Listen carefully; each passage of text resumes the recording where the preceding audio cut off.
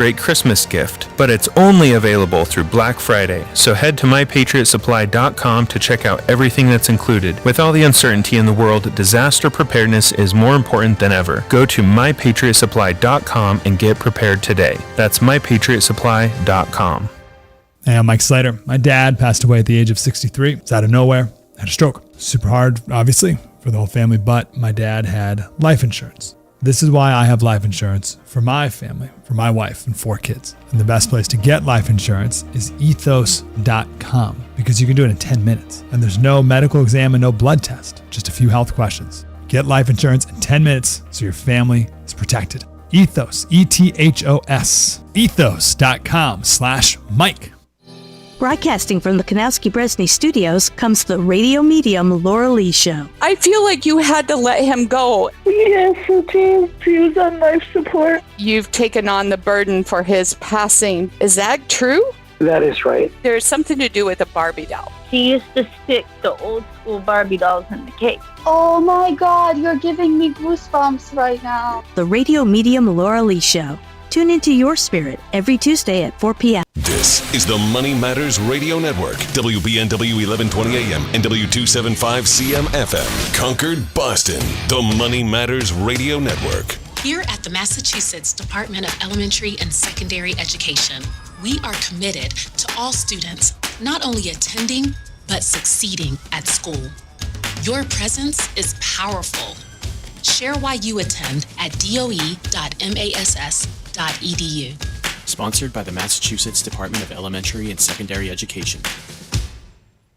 As a busy mom to 4 kids, my to-do list is full. Trying to fit in exercise, eating right, and prioritizing self-care can feel next to impossible. While we can't add more hours to the day, we do have a great resource to help. Go Red for Women has easy tips, tools, and information to help you and your family live a healthier life. So to all the moms, the aunts, the grandmothers, and amazing women out there doing it all, visit goredforwomen.org/momlife today. You take care of them, Go Red for Women will take care of you. Hi, this is Chuck and Mike from the Armstrong Advisory Group, and our guide this month is titled Owning Real Estate in Retirement. Mike, when we talk about someone who might be considering a move from where they've lived pre-retirement to a new location, what are some of the main things they need to consider? Yeah, I think that they need to focus on the costs first and foremost. I know a lot more goes into a decision like this than the costs alone, but what I find consistently is that folks in retirement overestimate how much they can save by moving and underestimate how much they're going to spend as they age to stay in their home. And so both of those factors are important when considering this big decision of, hey, do I consider downsizing or moving to another area? One of the other things that we've seen over the past few years is that some of those estimates of costs can change quickly as well. I think about insurance in Florida as an example, property taxes in parts of the country.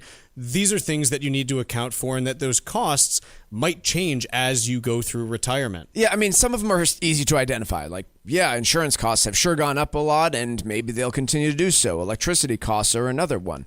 The others, though, are much more difficult to quantify. Like, I currently snow blow my driveway. How much longer will I be able to do that? How much longer will I be able to climb up the ladder and clean the gutters? Like, these are really complex questions that you need to very much think through as you age in your home. Our guide is titled Owning Real Estate in Retirement, and there are 2 ways to request it. The first is by calling 800-393-4001. The second is by going to armstrongadvisory.com. Again, the guide is titled Owning Real Estate in Retirement, and you can request it at armstrongadvisory.com. The proceeding was paid for by Armstrong Advisory Group, a registered investment advisor. Nothing in the ad or in any Armstrong guide is specific financial, legal, or tax advice. Consult your own financial, tax, and estate planning advisors before making any investment decisions. Armstrong may contact you to offer investment advisory services. Mark Varner is the CEO of Veterans Development Corporation. Mark faithfully served his country from 1981 to 1984, and we're thrilled to have him as a partner and presenting sponsor of the DAV 5K Boston. Mark comes from a proud military family that includes his father Victor and brother Timmy. Mark talks often about how serving his country was one of the greatest achievements of his life, and it's one of the main reasons he chooses to give back to this special community. Mark is honored to continue the legacy that his father started when he built Veterans Development Corporation. Working to help many disabled veterans and their families has become a lifelong goal for Mark, and it's why he's taken the time to fully support the Disabled American Veterans Department of Massachusetts. You can join Mark and help our great American heroes today by making a donation to support the DAV Department of Massachusetts. Please visit dav5k.boston. That's dav5k.boston.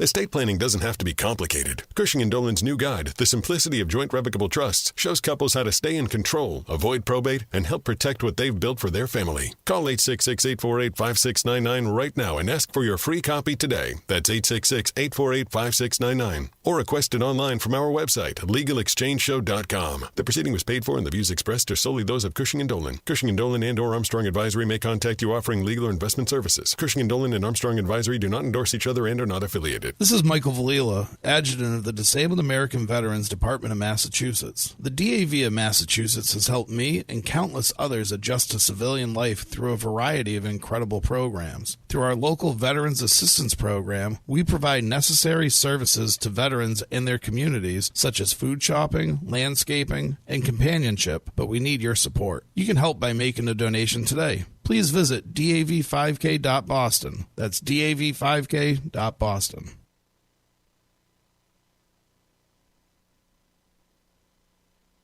The Financial Exchange is produced by Money Matters Radio and is hosted by employees of the Armstrong Advisory Group, a registered investment advisor. All opinions expressed are solely those of the hosts, do not reflect the opinions of Armstrong Advisory or anyone else. Investments can lose money. This program does not offer any specific financial or investment advice. Please consult your own financial, tax, and estate planning advisors before making any investment decisions. Armstrong Advisory and the advertisers heard on this program do not endorse each other or their services. Armstrong and Money Matters Radio do not compensate each other for referrals and are not affiliated.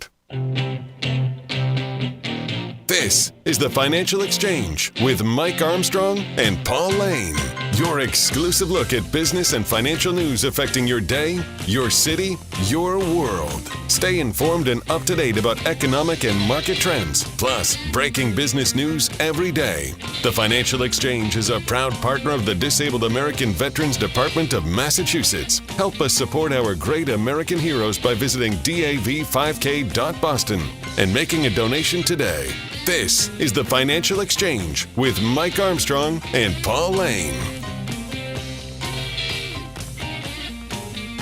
Good morning. Happy Friday. Welcome to the Financial Exchange. It's Mike, Paul, and Tucker with you on a red day out there on Wall Street. We've got the Dow currently off over 500 points, about 1.2%, and the S&P and NASDAQ both down about 0.6% on continued deterioration, I suppose, in the optimism about the artificial intelligence trade. We'll be diving in on that, as well as the government reopening and some new trade deals to be announced as well when it comes to especially items you might be seeing at the grocery store. But, Paul, I want to hone in here on the last couple of weeks, really, I think is where the focus should be when we're talking about the deterioration of equity markets. And to be clear, we're not talking about anything extremely severe, but it does just seem to me that over the course of the last few weeks, every time that you've made a possible upswing in markets, it's been immediately followed by a downturn. And as of right now, we're only off a few percentage points from the all-time highs reached back at the end of October. But we've seen now 2 days of sell-offs. And I really point to, I guess, the last 2 weeks focusing in on the commentary from Michael Burry and the commentary from some large bank CEOs. And now it seems to be all that anyone is talking about is the AI investment. Is it realistic? Is it going to come crashing down? Is it the dot-com bubble all over again? That narrative can change again, but you do have to ask yourself at this point, okay, if sentiment is shifting, what is going to shift it back in the other direction? And that's kind of where I'm landing with this. Is it seems to me the sentiment has had at least a temporary shift in terms of what all of this means for the stock market and the economy. And so is that overblown? Is it going to get shifted in the other direction? And what might be the cause of a shift back towards growth in the markets and the optimism for AI? Really where it would have to start, Mike, likely is earnings reports that have already surpassed, but for the next quarter from some of the hyperscalers, where they report that particularly on the cloud capacity, the cloud revenue, which is where you'd likely see most of this accrual of sort of revenue benefits from Microsoft, from an Amazon, basically stating that they have seen just tremendous demand and continued frenzy for uptick of the consumption of this cloud computing that would translate to likely more developers in artificial intelligence just consuming more and more of it. On top of that, NVIDIA could be another for some reason that the demand that they see for their next version of the GPU that's going to come out maybe later next year or anything of that nature. Those would be the areas that I'd probably point to, or some sort of revolutionary change with ChatGPT where it just moves up and has a breakthrough to another level in terms of the applications. I'm pulling at straws a little bit. Well, but not so much. I mean, NVIDIA is the largest company in the world now. They're reporting earnings Wednesday of next week. That certainly, I think, has the ability to shift overall sentiment. I guess, you know what? I started with a presupposition that you agree with me on this turn in the narrative. Do you see that same turn in the narrative that I am seeing, or am I just being overly pessimistic about things right now? In terms of the coverage of artificial intelligence? Yeah, I mean, it seems to me that over the course of the last 2 weeks especially, the coverage of AI, the skepticism about the payoffs and benefits, and maybe not so much the technology itself, but the massive spending and where it's coming from and how much longer it can continue, it seems to me to be called into question more over the last 2 weeks than any time in the last year. Definitely has picked up. I would more bifurcate it between, call it the summer, August, sort of the fall is where I've felt, September, October, November, that there has been much more discussion and scrutiny on the amount of money being spent by these companies. It always was, we were always aware that capital expenditures for Meta and some of these others were increasing, but it just seems like from a news media coverage standpoint that there has been a tremendous amount of more focus on, geez, this is a lot of money. Are they going to get the revenue to justify it? Obviously, when some of those announcements came out, that would probably be the first place that you want to go. But it just seems like that has been more prevalent recently. That's the way I would sort of divide it. You're right. The last week or two, it's picked up even more.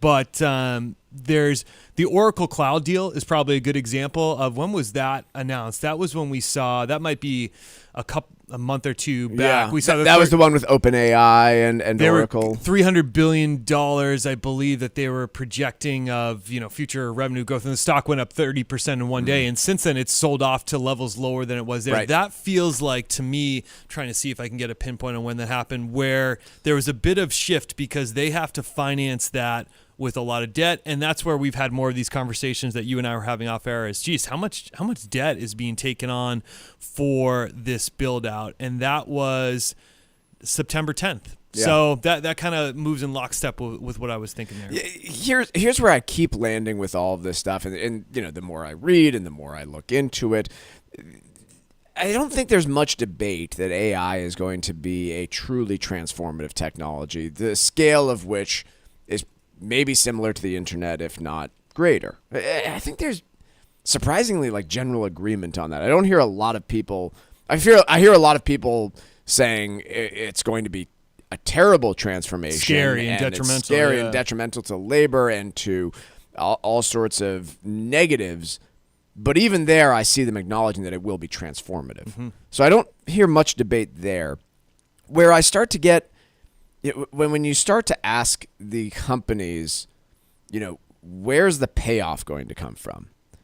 That's where I start struggling because they don't know the answer, right? They're building all this out with the idea that, hey, build it and they will come. Mm-hmm. And I've heard comments like, oh, well, we're just waiting on the Uber of AI to come around, the Facebook of artificial intelligence to come and exist, and then we're going to have this massive customer for all this build out that we're doing. And then you dive in a little bit more about, what AI can do, and they're focusing on the business customers that are going to pay for these services. And AI, honestly, is really good at some very boring things. Mm-hmm. Like if you're dealing with, I'm trying to think of a really boring but good use case of artificial intelligence. You're dealing with a couple of files that have naming conventions that are a little bit different. AI would be really good at going through that, which a human being probably does now, and removing the extra digits on the zip code or something like that to be able to match the files together. It's not sexy, but you pay somebody to do that right now, and AI can do it faster, cheaper, and better. The problem then becomes when you ask these companies a little bit more, like, okay, but what's somebody going to be willing to pay for that? They then kind of shift their story over to, that's stage one, but then really what we're getting to is artificial general intelligence. And when they talk about artificial general intelligence, AGI, if you will, I'm getting, it's almost people talking about a religious experience.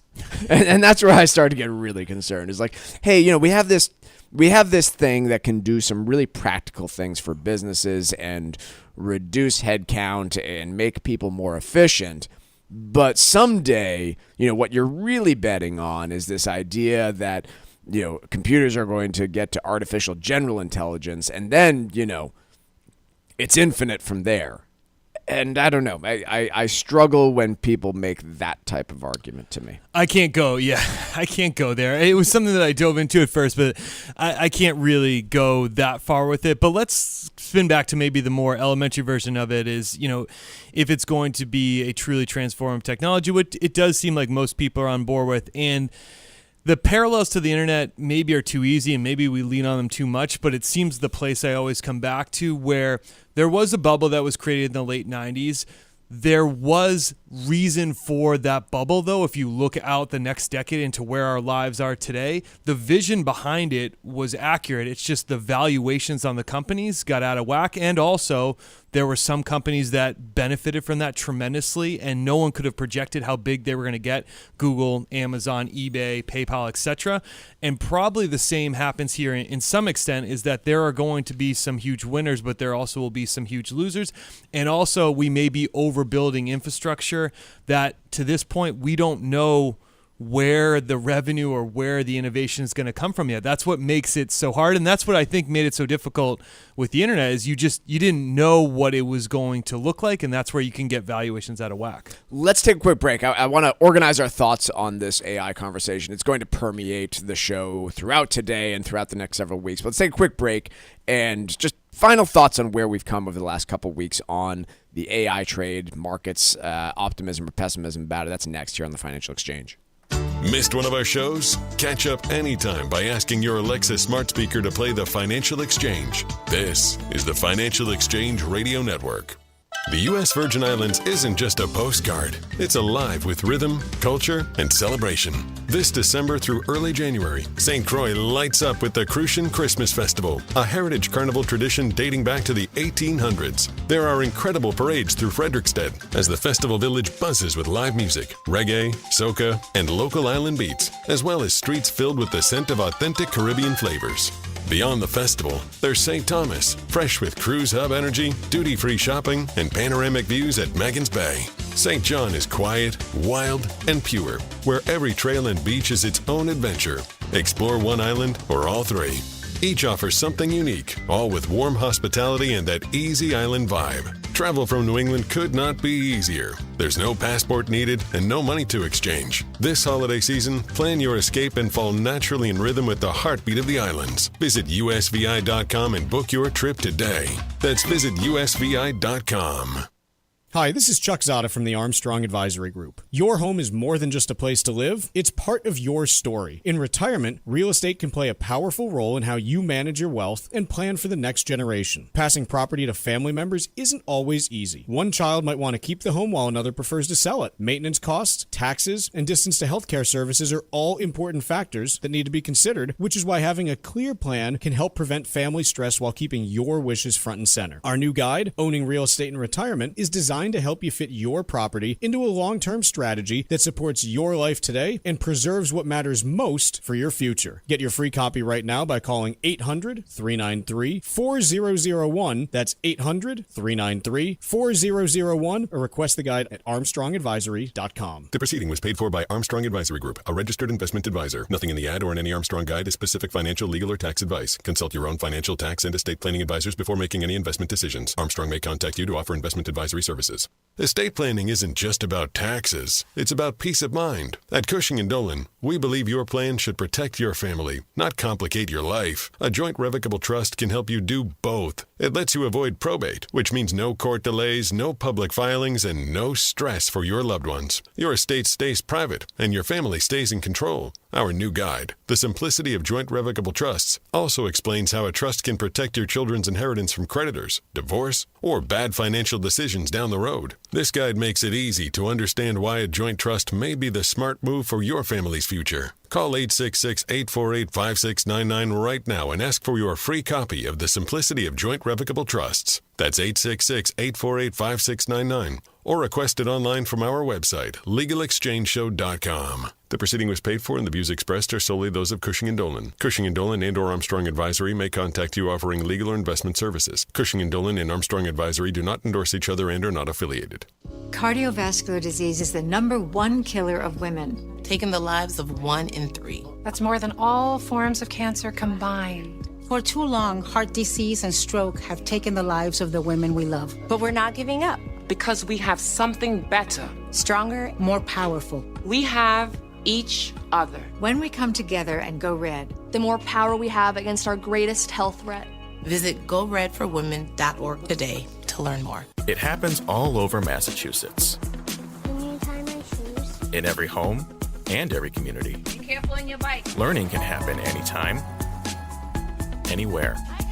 We'll see you at practice this weekend. And no matter how learning takes place in your family's life, DESE is there as your partner. The Massachusetts Department of Elementary and Secondary Education. Never stop learning.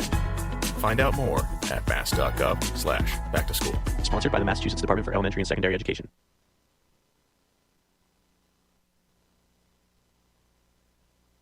Find daily interviews and full shows of the Financial Exchange on our YouTube page. Like us on YouTube and get caught up on anything and everything you might have missed. This is the Financial Exchange Radio Network.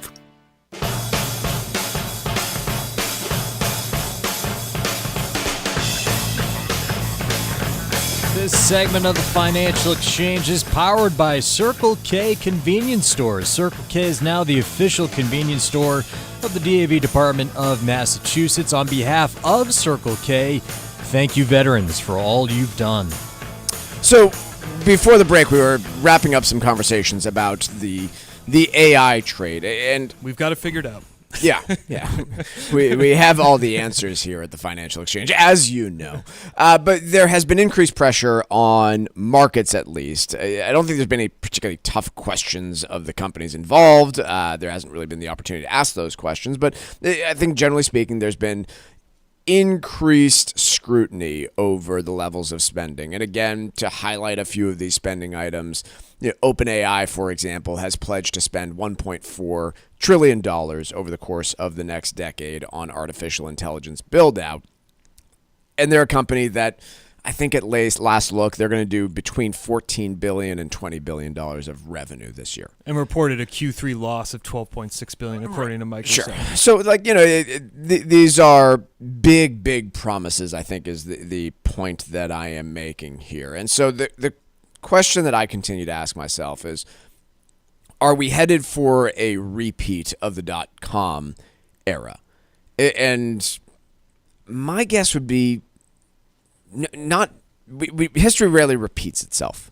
It rhymes in certain ways, it looks similar in certain ways, but history never exactly repeats itself. But the problem during the .com stage was a massive amount of build-out and a bunch of bets on companies that didn't really have the business models that people thought that they did. And so the question this time around is, how long does it take for, I don't think people are wrong to point to the Ubers and Facebooks as those companies that revolutionized the world on top of the internet infrastructure. Mm-hmm. But my question is, how long does it take for that to come about? I don't supposed to have an answer on all this, but maybe the internet and AI are completely different, and you're going to have those massively revolutionary new tools rolled out in the next 6 to 12 months.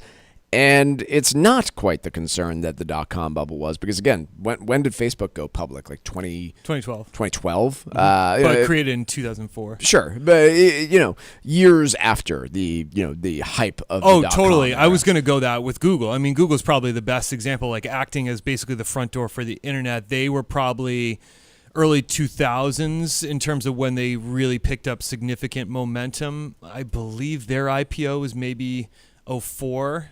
You can quote me on that. Wow, Paul. August 19th of 04 at $85 quote a share. me on that. So Wow. that's 5 years removed. I drive a lot for this job. Listen to podcasts in the car, but that's far removed from probably the peak valuations that you saw. And my point, I think that you could just see a lag between the valuations that some companies have received today to the actual optimal benefit that you get from the technology. You're right. Maybe it doesn't happen the same way, but it is reasonable, I feel like, to say that the market perhaps gets ahead of the true growth of a technology. And maybe that's what we see, is that 5 years from now, businesses operate far differently, but today, the valuations are sort of accounting as if it's going to happen in the next 6 to 12 months. What do I do as the everyday person about this? Hold steady. No, but with the Google thing or Amazon, you never would have known. But just the technology it ended up being extremely beneficial and changes the way that we operate our business today. It turned out to be worth it. I was talking to a client the other day and just crystallized it for me very simply. When they saw a computer on their desk, like, what is this box and what are we going to do with it? And now it's on everyone's desk, and you know what you're going to do with it. And it's all you don't know what you can do without it. Right. The other piece that could be different this time, again, I don't really buy the arguments that it's different this time. I never do. But the other piece that is a fair bit different than it was back then, the large companies that are dominating this story today, that are really placing a lot of this, have much deeper moats and much deeper pockets than they did back in 1999. Right. I don't think they should, right? Like, I don't love the idea that Google was deemed a monopoly and then not broken up. I don't love the fact that Amazon has been able to avoid any sort of monopolistic concerns, but these companies are operating on a scale that's far different than where they were back when the similar or comparable tech companies of the late 90s were. And so, again, maybe that makes it different this time. Maybe it makes it so that there can't be some new Mark Zuckerberg startup that comes along 5 years after the internet and really revolutionizes things, because they'll just get bought. I don't know. That's fair. Again, history does not repeat itself, but you cannot avoid anymore the comparisons to the dot-com bubble. They are unavoidable. If you look at this market today, based on any valuation metric, the only time it was more expensive was pre-dot-com bubble. And when you talk to any serious investor, they are certainly aware of the comparisons of that point in time. The other piece of the narrative that I think has shifted a little bit over the course of the last few weeks has been around interest rates. A few months ago, the idea of a December rate cut was pretty much baked in. Over the course of the last several weeks, you've had Fed chair or voting Fed member after voting Fed member come out and refute the idea that is baked in. At this stage, we are now looking at a 50-50 shot, a coin toss of a rate cut at that December 10th meeting. What do you suppose could shift that? Again, if I think about things that have changed in markets, this is definitely one of them. The idea that, hey, rates are not going to come down as quickly as some had been supposing. We've had a government shutdown for the last month and a half. I would imagine there could be some data that could change their minds on this. It's going to have to be the November CPI report if they're able to get that together, which I think would be released before this 10th meeting. I think it would come out around the 8th or the 9th. If that was hotter than anticipated, assuming that they were able to get that out, plus The tricky thing will be, Mike, is if we have some poor labor reports come out from October, or what was it? The September one was already put together, right? October, where you don't really have a chance at getting. Maybe we'll get October, November. from what I understand, we are going to get the business side of the survey and not the household side of the survey. So you'll know job creation, you won't know unemployment rate in October. This, to me, is going to shift a lot. Really simply to put it, is because we have a lot of economic data reports to go through over the course of the next few weeks. So this 50-50 day is meaningless in a sense, or rather reflects the uncertainty on where they're going to go, because you need to have, call it 3 to 5 economic reports come out before this meeting occurs. Let's take a quick break. When we come back, mentioned equity markets under pressure. We're going to have a full recap for you next with Wall Street Watch.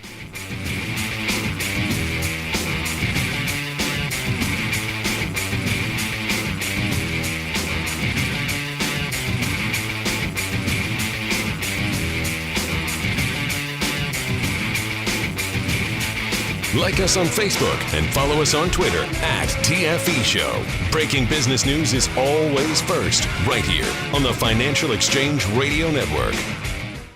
Hi, this is Chuck Zada from the Armstrong Advisory Group. Your home is more than just a place to live. It's part of your story. In retirement, real estate can play a powerful role in how you manage your wealth and plan for the next generation. Passing property to family members isn't always easy. One child might want to keep the home while another prefers to sell it. Maintenance costs, taxes, and distance to healthcare services are all important factors that need to be considered, which is why having a clear plan can help prevent family stress while keeping your wishes front and center. Our new guide, Owning Real Estate in Retirement, is designed to help you fit your property into a long-term strategy that supports your life today and preserves what matters most for your future. Get your free copy right now by calling 800-393-4001. That's 800-393-4001, or request the guide at armstrongadvisory.com. The proceeding was paid for by Armstrong Advisory Group, a registered investment advisor. Nothing in the ad or in any Armstrong guide is specific financial, legal, or tax advice. Consult your own financial, tax, and estate planning advisors before making any investment decisions. Armstrong may contact you to offer investment advisory services.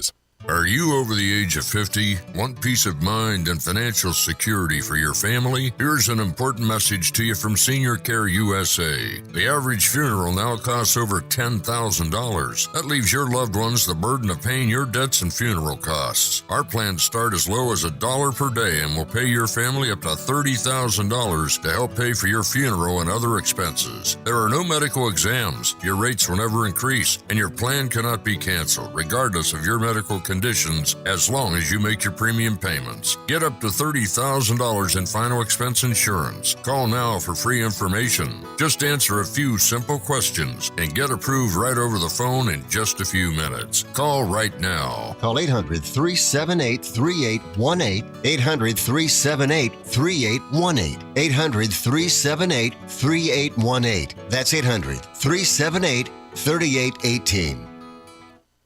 Mark Vonner is the CEO of Veterans Development Corporation. Mark is a career military man, having served for nearly 20 years, and we are so thrilled to have him and his company as a key partner and the presenting sponsor of the DAV 5K Boston. Mark comes from a proud military family, including his father Victor and his brother Timmy. Mark talks often about how serving his country was one of the greatest achievements of his life, and that's one of the key reasons that he chooses to give back to this special community. Mark is honored to continue his legacy that his father started when he built Veterans Development Corporation. Working to help many disabled veterans and their families has become a lifelong goal for Mark, and it's why he's taken the time to fully support the DAV Department of Massachusetts. You can join Mark Vonner and Veterans Development Corporation and help our great American heroes today by making a donation or becoming a sponsor. Simply visit dav5k.boston. That's dav5k.boston. This is Tucker Silva of the Financial Exchange Show, and I'm joined today by estate planning attorney Todd Lutzke from the law firm of Cushing & Dolan with your Financial Exchange quick tip of the day. And today we're talking about joint revocable trusts. Todd, a lot of people think estate planning is complicated or something they can put off. Can you explain how a joint revocable trust can actually make things simpler for couples who just want to protect what they've built and keep things easy for their family? Sure. Joint trusts are really so underutilized, but they're really the most important and easiest way to do planning. Many people think of two trusts, right? Splitting everything between a husband trust and a wife trust. Well, This already makes it simpler. If you have just one trust, you can both put your assets in the trust, whether you contribute the joint bank account or the joint brokerage account or the joint real estate and rental properties. It's easy. Just put it all into one trust and you're both trustees. So funding is simpler. Operation is simpler, and most importantly, you can actually get a better result for moderate estates from an estate planning standpoint. Because on the first death, you get to cram down all the assets that are in the joint trust to get a step up in basis, whereas if you've separated the assets between the two trusts, you're only going to be able to cram down half as much. And if you do the planning right, you can actually use these trusts to get a double step up in basis when the surviving spouse dies. Learn how you can avoid probate, eliminate estate taxes, protect your kids' inheritance, and keep your money in your family. Request this brand new guide from Cushing & Dolan. It's called The Simplicity of Joint Revocable Trusts. Call 866-848-5699. That's 866-848-5699. Or you can request it from their website, legalexchangeshow.com. The proceeding was paid for and the views expressed are solely those of Cushing & Dolan. Cushing & Dolan and or Armstrong Advisory may contact you offering legal or investment services. Cushing and Armstrong do not endorse each other and are not affiliated.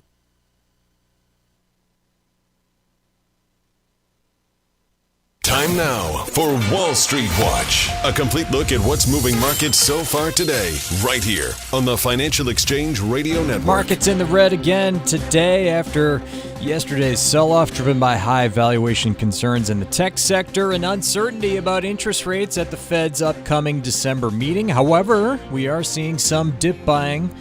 Right now, the Dow is down by over 0.8% or 403 points. S&P 500 now down 0.3% or 20 points. NASDAQ now down only 0.1% or 38 points lower. Russell 2000 is down about 0.5%. 10-year Treasury yield is flat at 4.119%, and crude oil up over 2% higher, trading just above $60 a barrel.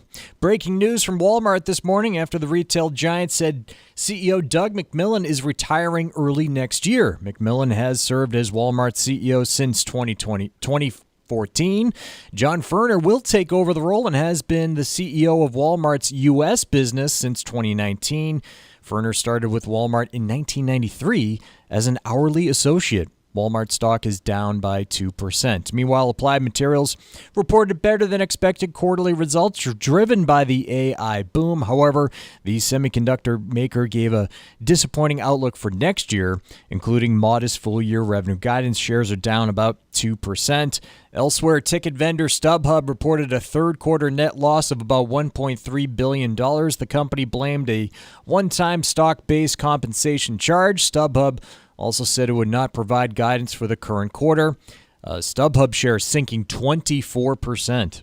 Shares of Sedera Therapeutics surging 105% after Merck agreed to buy the company for about $92 billion. And according to the Wall Street Journal, Paramount, Comcast, and Netflix are preparing bids for Warner Brothers Discovery. The report also said Warner Brothers Discovery has an initial deadline for first-round bids of November 20th. Warner up by over 2%. I'm Tucker Silva, and that is Wall Street Watch. I wasn't planning to go there, but can we talk about Walmart for a moment here? Sure. I feel like they've been getting dragged a little bit during the government shutdown on the SNAP benefit conversation. I've just seen them in social media mentioned as like, hey, why are there so many people on SNAP benefits? It's because companies like Walmart don't pay their employees enough, and, there's been rumors that as part of the onboarding stuff with Walmart as an employee, you learn how to file for food stamps because you're eligible for them based on the hourly wages. I don't know if there's any truth to those rumors, but I feel like they've been getting dragged a little bit. I want to mention for a moment here that Doug McMillon, the current CEO of Walmart, worked for Walmart throughout his entire career. He took his first role for the company as a teenager in 1984, moved on to be a buyer, but he was a teenager working at Walmart as a summer associate and worked his way up through the corporate ladder. They funded part of his college education and his MBA. His replacement that was just named, John Furner, who I didn't know anything about, but Tucker mentioned this as well, began his career in 93 as an hourly store associate. That is kind of unheard of in the world of awesome. business. It is really CEOs. cool. Yeah. Like founders, sure. Yep. But when you're talking about 2 CEOs in a row who came up from starting as hourly employees, The lowest level lowest level of a company as large as Walmart, and are now running that company, you got to applaud that for a moment. Definitely. Right? Like that is very impressive to be able to state something like that to your employees. Like everybody knows Walmart wages kind of suck. A lot of people look at it as a job for, an entry-level person to start their career at. But to be able to say that 2 of your last CEOs started in that hourly role and were supported throughout their career to become CEO of one of the largest employers in the world, that's pretty damn impressive. And they have a lot of examples of managers taking over that position starting at the lowest level too. Like we're focusing on the CEO, but this is not uncommon. They do have that ethos of promoting from within. And if you look at the stock price, and that's what, Sam Walton, who's passed, but in his sort of, dying days, was really proud of just how much wealth he had created for those employees who were shareholders in the company over that span of time. Again, company's got plenty of faults. I'm not saying that they're the holy grail of everything, but man, that one piece, not to mention like everything else that they have managed to sidestep, and go look at Target versus Walmart right now and look at that case study. It's pretty interesting. But I just found that piece to be pretty unheard of in the world of CEOs in business. Is it wrong that I was kind of happy that StubHub was down 25% today just because I don't like the company and the online ticketing in general? Yeah, take that. I think that they're based out of Boston though, right? So I should maybe, I don't know. Maybe I should hold that back a little bit. But just concerts have gotten too expensive. Come on. Yeah, the fees. It's crazy. We got off track there. Sorry about that, everybody. Back in September, the White House foreshadowed by issuing an executive order, the president did, saying it would consider a reduction in tariffs on some items that are not produced in the United States, so long as those foreign nations agree to trade deals with Washington. We're getting a bit of a taste of that at the grocery stores this morning. The U.S. plans to eliminate tariffs on bananas, coffee, beef, and certain apparel and textile products under framework agreements with 4 Latin American nations, a senior administration official told reporters on Thursday. The move expected to apply to goods from Ecuador, Argentina, El Salvador, and Guatemala. Part of a pretty big shift here, especially when it comes to grocery prices. And I don't look at this as much other than a targeted approach to trying to find ways to bring down grocery prices. And frankly, makes a fair bit of sense to me. I mean, you can tariff bananas by 70%. We are not going to have a big banana industry or coffee industry in the United States unless there's some sort of technological revolution around how you grow this stuff. No, the climate's just not there for it. So this, to me, seems like really aimed and focused at any inflationary concerns that may come over the course of the next couple months. This is, from a policy standpoint, the best that you can do to attack this issue. The more interesting side of the tariff, I mean, frankly, since like June, tariffs have taken a big backseat. It's been nice. It has. It's a radio. It's been nice to not have to go there as much. And I'll continue to say that we really shouldn't report on tariffs until we have actual news to report rather than rumors. The Supreme Court case, that's part of it. Yeah, I mean, this piece is an actual announcement from the White House, so I think it's worth reporting on. But, all of this, to me, is very much in question right now as to, A, whether the Supreme Court is going to alter what the Trump administration is able to do on tariffs. That could run anything from throwing it out and refunding everything that was paid to some sort of restrictions on what can be used going forward. And then the follow-on question to me is, if that happens, I know the Trump administration has promised and rumored to look at other strategies to implement tariffs again, but will they actually do so? It has turned out to not be an immensely popular policy decision when it comes to tariffs. It has, sparked anger amongst some donors. And it may, if the Supreme Court does rule it out, I wouldn't be shocked to see the Trump administration take a step back and say, you know what, sorry, hands are tied. Unless Congress is willing to do something on this, we're just going to have to walk away from tariffs.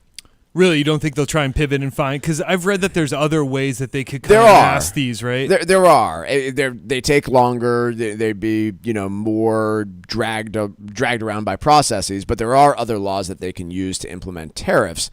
And a few months ago, I would have told you, yeah, that's definitely what we'll see. Today, I'm just unsure. We have gotten so far away from the April announcements. We keep getting more and more of these negotiations when it comes to these items. And so I do just openly wonder if you have, a much more refined view on tariffs come 2026, if the Supreme Court does, in fact, throw it out. Those are all a bunch of big ifs, and it's all conjecture at this stage, but we're just not hearing about it.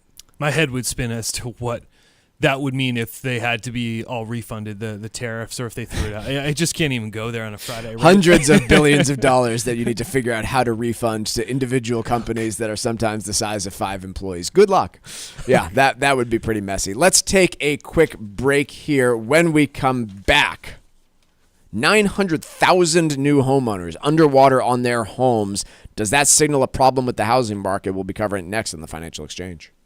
Breaking business news as it happens, only here on the Financial Exchange Radio Network. Hi, this is Chuck Zada from the Armstrong Advisory Group. Your home is more than just a place to live. It's part of your story. In retirement, real estate can play a powerful role in how you manage your wealth and plan for the next generation. Passing property to family members isn't always easy. One child might want to keep the home while another prefers to sell it. Maintenance costs, taxes, and distance to healthcare services are all important factors that need to be considered, which is why having a clear plan can help prevent family stress while keeping your wishes front and center. Our new guide, Owning Real Estate in Retirement, is designed to help you fit your property into a long-term strategy that supports your life today and preserves what matters most for your future. Get your free copy right now by calling 800-393-4001. That's 800-393-4001, or request the guide at armstrongadvisory.com. The proceeding was paid for by Armstrong Advisory Group, a registered investment advisor. Nothing in the ad or in any Armstrong guide is specific financial, legal, or tax advice. Consult your own financial, tax, and estate planning advisors before making any investment decisions. Armstrong may contact you to offer investment advisory services. The U.S. Virgin Islands isn't just a postcard. It's alive with rhythm, culture, and celebration. This December through early January, St. Croix lights up with the Crucian Christmas Festival, a heritage carnival tradition dating back to the 1800s. There are incredible parades through Frederiksted as the festival village buzzes with live music, reggae, soca, and local island beats, as well as streets filled with the scent of authentic Caribbean flavors. Beyond the festival, there's St. Thomas, fresh with cruise hub energy, duty-free shopping, and panoramic views at Maggins Bay. St. John is quiet, wild, and pure, where every trail and beach is its own adventure. Explore one island or all three. Each offers something unique, all with warm hospitality and that easy island vibe. Travel from New England could not be easier. There's no passport needed and no money to exchange. This holiday season, plan your escape and fall naturally in rhythm with the heartbeat of the islands. Visit usvi.com and book your trip today. That's visit usvi.com.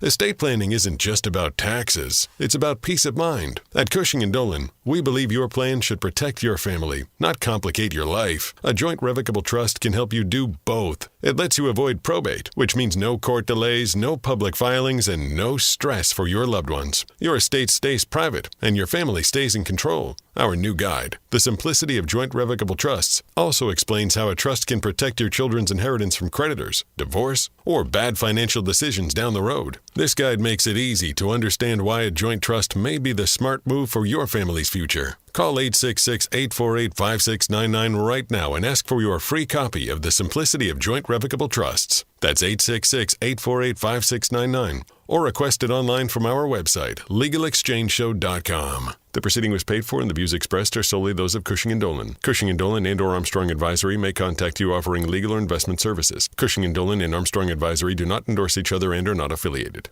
Let's talk LDL.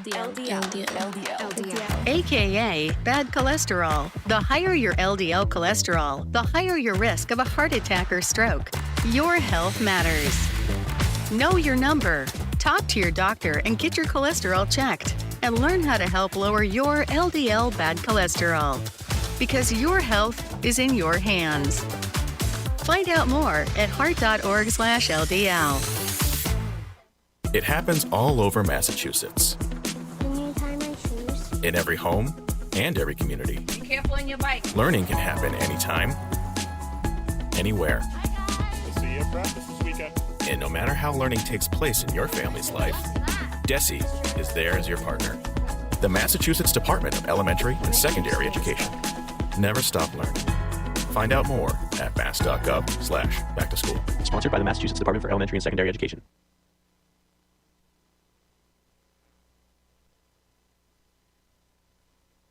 The Financial Exchange streams live on YouTube. Like our page and stay up to date on breaking business news all morning long. This is the Financial Exchange Radio Network.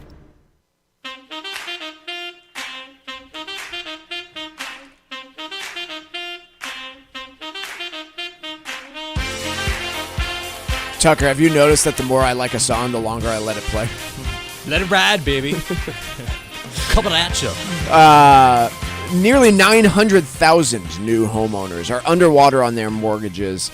According to MarketWatch, this is signaling a troubling sign for the economy, Paul. Are you troubled by the 900,000 homeowners under... If I were one of the 900,000 homeowners, don't get me wrong, I would be rather troubled by the idea. I feel for them, but when you have, 330 million people in this country and maybe 100 million households, no, from a macroeconomic perspective, not troubled. This is in different pockets of the country that you could probably guess where they are: Texas, Florida, many homes that have been purchased in the last 3 or 4 years, and many loans that were the FHA that FHA and VA loans, where you're basically only putting 3.5% to 5% down as a down payment. So there's very little equity room to work with in the first place, unlike your traditional 20% down, where there's much more of a buffer if the home value is to decline. So not concerned. I was looking for some comparisons of when you do the math on that 900,000. It estimates that about 1.6% of all mortgage holders are underwater in the United States currently. I was looking for some sources on this, and according to the Brookings Institute, back in 2011, there were approximately 11 million homes underwater, 22 to 23% of all mortgage properties in the country. Obvious concentrations: Florida, Nevada, Arizona. I think Nevada, something like half of all properties were underwater at one point in time. We are nowhere near a problem on this issue from either a numbers perspective or a percentage perspective. Mm-hmm. And I suspect we are not going to get there.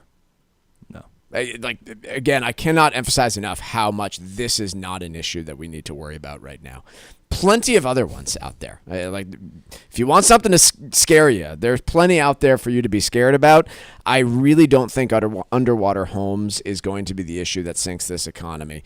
I do think that this speaks volumes about the state of the housing market. I do think we are an uptick here. I think a year from now, I'd be willing to bet that there are more homes underwater than there are today. I think it's a drag on the economy because there's not going to be as much housing construction spending. Mm-hmm. That has clearly reversed itself, because guess what? These homes are underwater in the exact places that home builders like to build. But again, back in the early 2010s and post-Great Financial Crisis, there was such an immense amount of pressure on the housing market that we basically didn't build a third as many homes as we normally would for the course of a decade. Mm-hmm. I just don't think we're going to get there. I just don't see a possibility that we get there. But nonetheless, inventory is going to continue to tick up in some of these municipalities and some of these states that are under pressure. There could be some deals to be had. There will be some individuals who are forced to sell, that have their homes, repossessed if they lose their job. Like all sorts of real serious issues that will come of this. But I think what I keep in mind is 1.6% of all mortgages compared to 1 in 5 back in the early 2010s. It's just not an issue. The U.S. Virgin Islands isn't just a postcard. It's alive with rhythm, culture, and celebration. This December through early January, St. Croix lights up with the Crucian Christmas Festival, a heritage carnival tradition dating back to the 1800s. There are incredible parades through Frederiksted. as the festival village buzzes with live music, reggae, soca, and local island beats, as well as streets filled with the scent of authentic Caribbean flavors. Beyond the festival, there's St. Thomas, fresh with cruise hub energy, duty-free shopping, and panoramic views at Magens Bay. St. John is quiet, wild, and pure, where every trail and beach is its own adventure. Explore one island or all three. Each offers something unique, all with warm hospitality and that easy island vibe. Travel from New England could not be easier. There's no passport needed and no money to exchange. This holiday season, plan your escape and fall naturally in rhythm with the heartbeat of the islands. Visit usvi.com and book your trip today. That's visit usvi.com. Wall Street Journal exclusive. Amazon and Microsoft are backing efforts that would restrict NVIDIA's exports over to China. I assume, Paul, that this comes from a driving sense of patriotism that these two companies share in the need to beat China in the AI race, right? Mike, this would be like if you and I were doing a 40-yard dash and there was some proposition out there for you to have your legs tied together. And I would be like, yes, I think that's a good idea that Mike should have his legs together in this race for big money between the two of us. That seems very fair to me and something that clearly the two of them are jumping on the same notion that can we hamstring our competitor? Sure. Yeah, we're all for that. That sounds great. So Congress is considering this legislation that would further restrict the sale of chips to China. There's been some reporting that we'll get into over the course of the last few weeks about how China's been getting around the import restrictions of NVIDIA chips, or the export restrictions, rather, of NVIDIA chips. But very obviously, the only reason Amazon and Microsoft care about this is because it means that they can get the access to chips over Chinese customers, and they can get them at a cheaper price. Right. Supply and demand, baby. Mm-hmm. If there are fewer buyers of these semiconductors, then even if you have really deep ties with the company that you are buying from, you are going to support a restriction of these chips elsewhere, and you're going to get a better price and more of them than if you have to compete with Huawei or... Yeah, sure. I was trying to come up with one of the names. Thank Gotcha. you for filling me in there. The ways in which China has been getting around these restrictions, though, have been pretty interesting. I think it was actually the Journal, too, that published a piece on this of how they do so. And ultimately, NVIDIA cannot and does not seemingly sell large numbers of chips directly to Chinese entities. There'd be in a lot of hot water if they did, and so they really don't do it.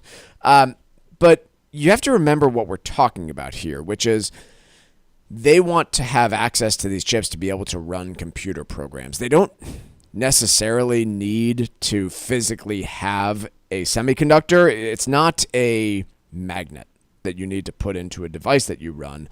You just need to have the computing power. And so what the Wall Street Journal alleges has been happening is, for instance, a company in Indonesia will buy a bunch of NVIDIA chips. They will sell them to a data center company in Indonesia that, again, is not Chinese owned. But that data center company that is now running these NVIDIA chips will have a contract with a major Chinese tech company to run all of their computer programs on this data center that is, geographically pretty close to China and has some politically close ties. And when asked about this type of arrangement, even government officials here in the U.S. have made the point that it's not terribly clear that sort of arrangement is illegal under these terms. And so there are all these backdoor ways of accessing this stuff, and it's why Congress is looking at it again, because this is not your traditional product. It's not a weapon. It's not a gun that you can easily just restrict access to. It is this device that is accessed in the cloud across the internet, and where it's geographically located is not necessarily the most important factor to consider. The other thing I wonder is just how much enthusiasm there still remains from China to buy these chips, because there's been a lot of big push to go domestic in terms of those chips. Yep, there has been, and that's been pressuring the market as well. We've got to take a quick break, but a lot more to cover on the financial exchange. One of the three major indices has reversed itself into the positive for the day. We'll be covering that and more next.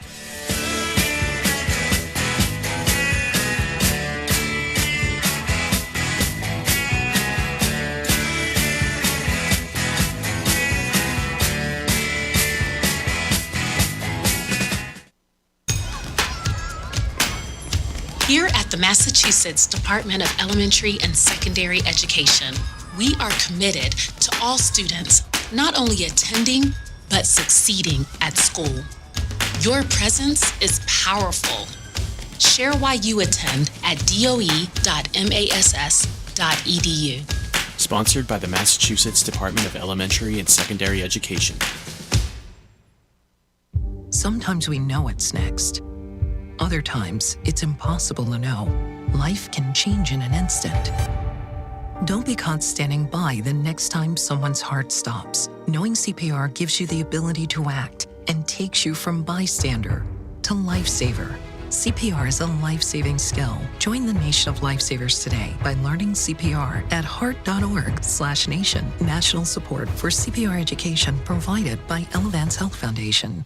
Are you over the age of 50? Want peace of mind and financial security for your family? Here's an important message to you from Senior Care USA. The average funeral now costs over $10,000. That leaves your loved ones the burden of paying your debts and funeral costs. Our plans start as low as $1 per day and will pay your family up to $30,000 to help pay for your funeral and other expenses. There are no medical exams. Your rates will never increase, and your plan cannot be canceled, regardless of your medical conditions, as long as you make your premium payments. Get up to $30,000 in final expense insurance. Call now for free information. Just answer a few simple questions and get approved right over the phone in just a few minutes. Call right now. Call 800-378-3818. 800-378-3818. 800-378-3818. That's 800-378-3818.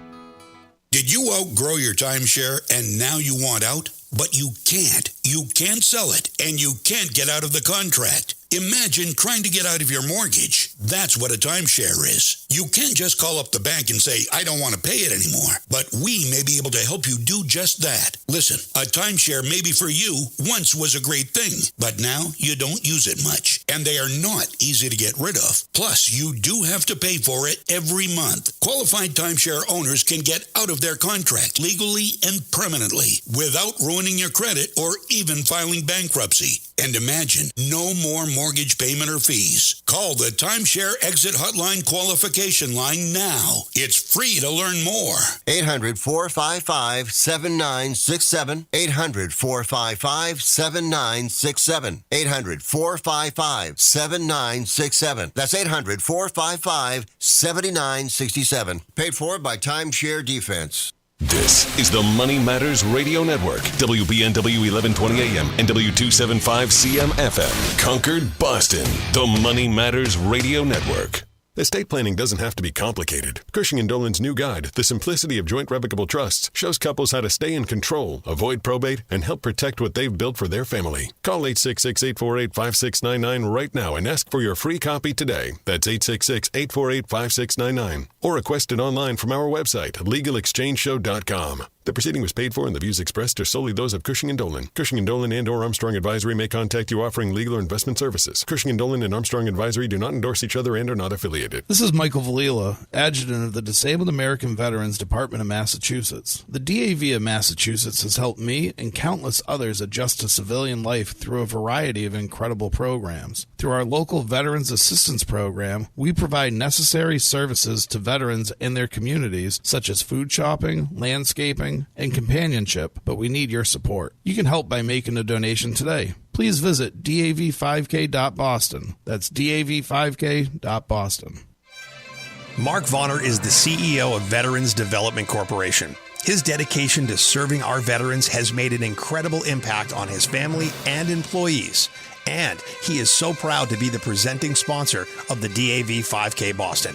This is Brittany Vonner. I'm a registered nurse who is now working as an assistant project manager at Veterans Development Corporation. Working with my father, Mark, has been an incredibly rewarding experience.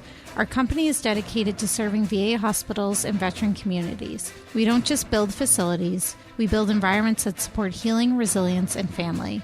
We are so proud to see our work directly impact the lives of veterans and the professionals who care for them. This rich history is why we care so much about supporting great organizations such as the Disabled American Veterans Department of Massachusetts and the work they do to care for our veterans. Join Veterans Development Corporation in thanking our great American heroes. Please visit dav5k.boston to show your support today. The U.S. Virgin Islands isn't just a postcard. It's alive with rhythm, culture, and celebration.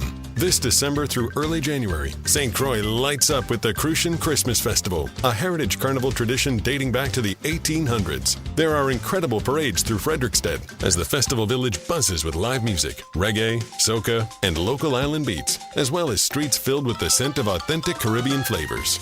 Beyond the festival, there's St. Thomas, fresh with cruise hub energy, duty-free shopping, and panoramic views at Magens Bay. St. John is quiet, wild, and pure, where every trail and beach is its own adventure. Explore one island or all three. Each offers something unique, all with warm hospitality and that easy island vibe. Travel from New England could not be easier. There's no passport needed and no money to exchange. This holiday season, plan your escape and fall naturally in rhythm with the heartbeat of the islands. Visit usvi.com and book your trip today. That's visit usvi.com. Hi, this is Chuck and Mike from the Armstrong Advisory Group, and our guide this month is titled Owning Real Estate in Retirement. Mike, for someone who wants to own multiple properties in retirement, maybe a warm weather and a summer property, what do you end up doing as far as, trying to negotiate and navigate that decision? Well, it's a lot of questions to answer. How much time are we going to spend in one place versus another? Where am I going to be a resident? If I am, leaving between two different homes, where do I feel comfortable being a resident? I get this question all the time. How much will I get in tax savings, for instance, by moving to a no income tax state?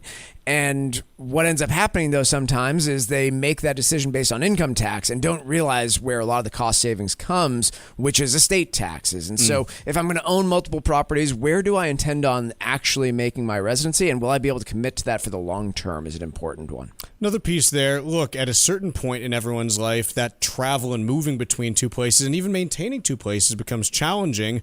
When do you typically see those kinds of conversations being navigated? For most folks, I see it in the 70s and early 80s.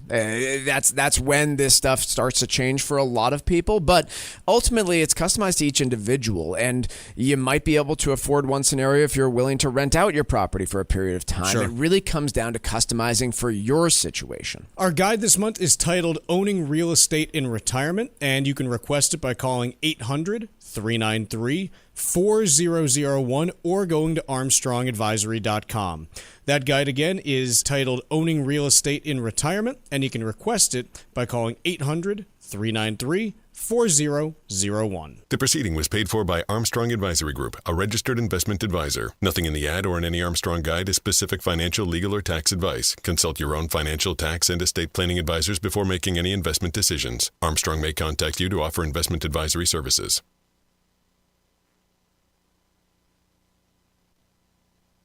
The Financial Exchange is produced by Money Matters Radio and is hosted by employees of the Armstrong Advisory Group, a registered investment advisor. All opinions expressed are solely those of the hosts, do not reflect the opinions of Armstrong Advisory or anyone else. Investments can lose money. This program does not offer any specific financial or investment advice. Please consult your own financial, tax, and estate planning advisors before making any investment decisions. Armstrong Advisory and the advertisers heard on this program do not endorse each other or their services. Armstrong and Money Matters Radio do not compensate each other for referrals and are not affiliated. This is the Financial Exchange with Mike Armstrong and Paul Lane.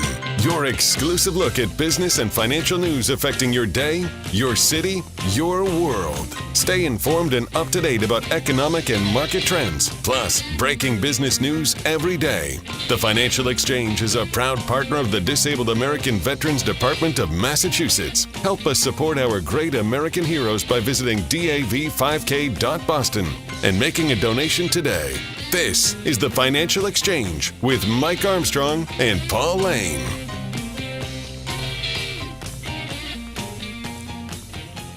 Good morning. Happy Friday. Welcome back to the Financial Exchange. It's Mike, Paul, and Tucker with you on a Friday where markets are not seemingly knowing exactly what to do with themselves here. We've got the Dow off about 0.75%. It was off about 1.2 at its worst from what I saw. The S&P off about 0.1%, and the NASDAQ barely holding on to gains right now. In terms of that Dow, I'm just taking a look to see if there's anything in particular that's dragging it. Yeah, you got United Health down 3 1/4, Nike down 2 3/4, and Amex down 1.9, Visa down 1.5. There's been some reporting this morning about a maybe weaker than expected holiday sales season. I wonder if that has some contributing factor. But look, the last several weeks at least, the only thing that any financial reporter has wanted to talk about has been artificial intelligence and the changing sentiment to it. It's been announcements from Michael Burry's firm that they're closing up shop and, placing bets against the AI trade. It's been big CEOs from banks talking about a possible correction, and none of it has really signified much of anything other than a specific turn in the narrative about AI and the promises that it may bring in the future. And I think that's been a significant shift, at least in sentiment, but not a significant shift in markets. And like we were talking about before, right? We've got NVIDIA earnings coming out next Wednesday. We have got all sorts of data that was delayed due to the government shutdown that we think is going to get released at some point. We know that, for instance, the November jobs report will be released in early December, but there's a few different pieces here that we're going to be diving through on the financial exchange that could shift that narrative again when it comes to both the AI trade, the profits that these companies are making, and where the puck is going on this overall economy. So a lot more to break down over the course of the next few weeks. You don't like where the what is going? Skate where the puck is going. Oh, okay. Yeah. Sorry. I had to hit something for It's an ice hockey analogy, Tucker. We're basketball guys. Yeah. I only have one. You've seen me jump around. I only have one set of sports analogies. Otherwise, I'm in big trouble. The piece from, who is this from today? Barron's today is about the K-shaped economy. I think this was first coined right during COVID. Actually, it's not an old term. It was coined during COVID by some economists that I've heard interviewed before, and it describes the idea that we have had tremendous amounts of wealth creation over the course of the last few years, as well as another group of consumers who have been struggling. And initially, when it was created during COVID, it was referring more to the kind of divergence between society of, hey, if you're a white-collar worker who used to go into the office every day, you still had your job during COVID, you were doing it from home, you were saving money on commuting, and you were doing fairly well because you were able to save a lot of money. You might have gotten some stimulus payments, and you're doing all right. Whereas if you worked retail, if you worked as somebody in a hospital or another industry that could not be done remotely, you either lost your job or were forced to work throughout the pandemic, and we're in a very different position than those who worked, frankly, like you and me, Paul, where, we could do this radio program remotely, we could do financial advice remotely, and continue to stay employed and do quite well. It's morphed. It's taken on a different meaning now to describe the wealth inequality since COVID. But why do they point out that it is in fact a problem? Because from a big picture perspective, I might not like the results. I might not like what it means for society, but we have not seen a dip in consumer spending. We've not seen a dip in retail sales. Inflation continues to remain robust. And most of the companies that support those sectors are doing just fine. There's been scares because of tariffs and scares because of other things, but the big publicly traded companies, at least, by and large, unless they're screwing things up on their own, are still seeing their customers come in and spend money and are doing all right. So what are the points that they bring up about the K-shaped economy? Anytime you're being overly reliant upon the population of the country who, let's say, makes over $200,000 in terms of household income, there's been different ranges that have been quoted, but they are accounting for a more significant percentage of spending than they were, call it, 30 years ago or so. If you're more reliant on that population who earns over 200,000, that typically has the highest concentration, the people in that earning income range of stock ownership in this country. They are usually the ones who invest, whether it be in their 401k, but then even in regular investment accounts. And so if there are changes in asset prices, or if the market is to significantly decline,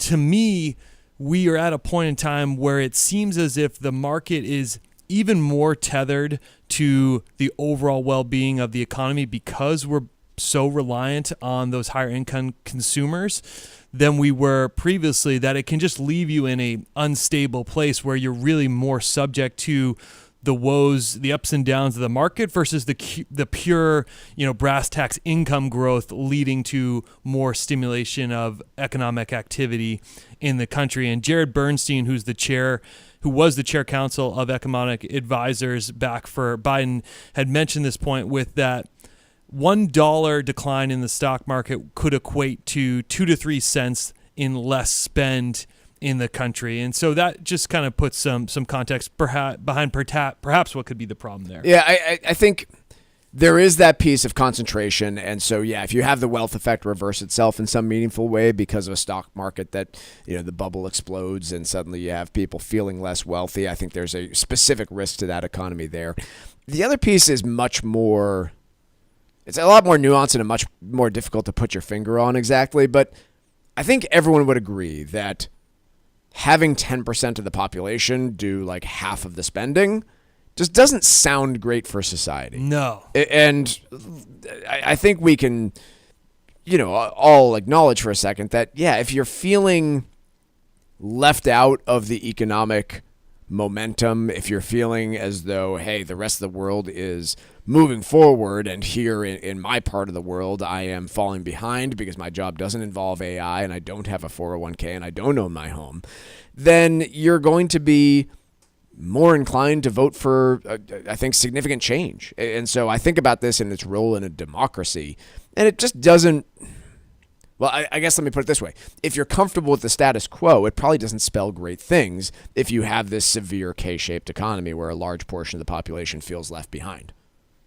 It's not to say that I'm not saying that we're going to have societal collapse, but I'm saying that, when people are feeling crummy about the state of things, they're going to vote to change it, and they might vote to change it significantly. And we saw that with the mayor in New York, yeah. Right? Like, I'm not saying that these two things are directly tied together, but you can kind of see how some of this stuff plays out. And so that's part of the piece that concerns me is I think there will, as a result of this, I would expect a lot less voting for the middle and a lot more voting for who do I think is going to change things the most. Yeah.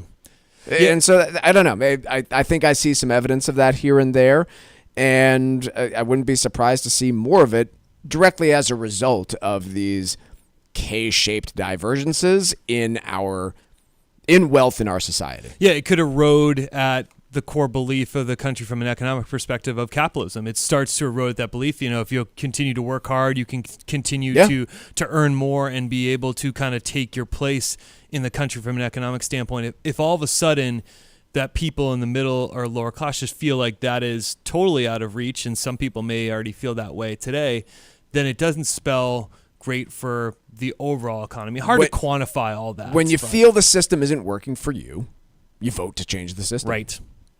That's about as political as I'm willing to get on a Friday or generally. Let's take a quick break. When we come back, we're going to have a little bit of trivia for you next here on the Financial Exchange.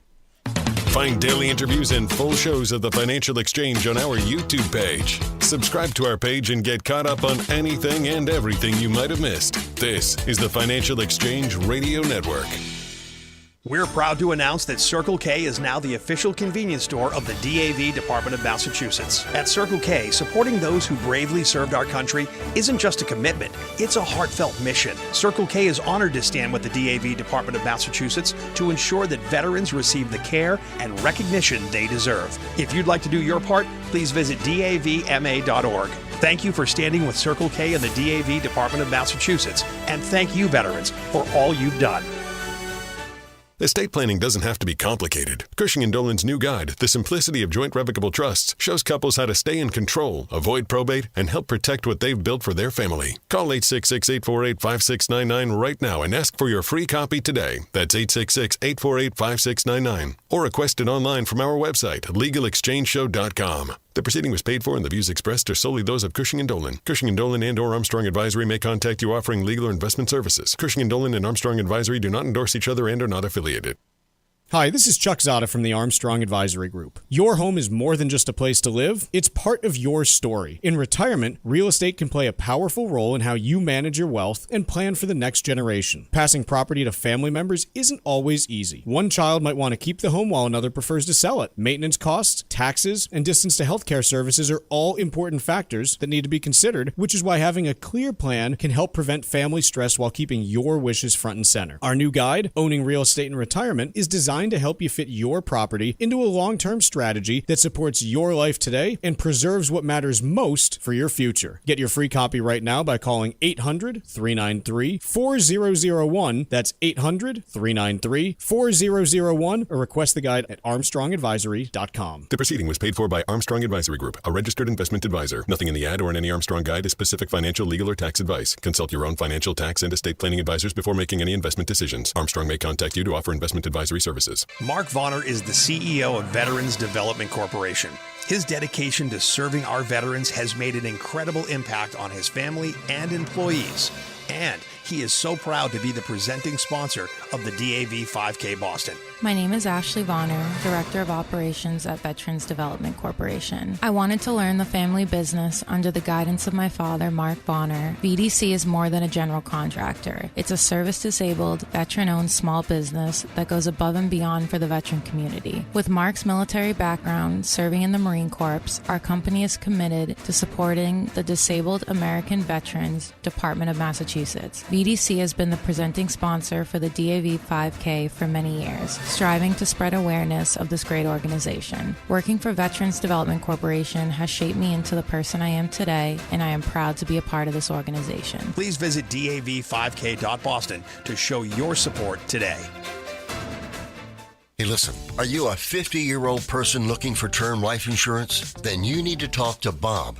Bob specializes in helping people find $1 million or more of term life insurance for a couple of $100 a month. Look, you need to know there's a price war in the term life insurance business, and you may be paying too much. Call Bob, and he'll shop and see how much money he can save you. Look, this could be the last term life insurance policy you ever have. Your rates are guaranteed for the next 20 years. That's right, guaranteed level rates for the next 20 years. And if you're a smoker or your health is not perfect, Bob has great rates for you too. So for $1 million of term life insurance coverage for a couple of $100 a month, call Bob right now. 800-965-7987. 800-965-7987. 800-965-7987. That's 800-965-7987. Paid for by Term Direct.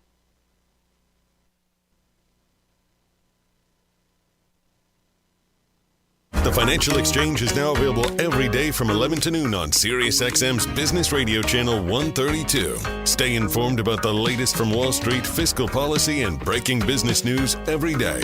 The Financial Exchange is live on SiriusXM's Business Radio Channel 132. This is the Financial Exchange Radio Network.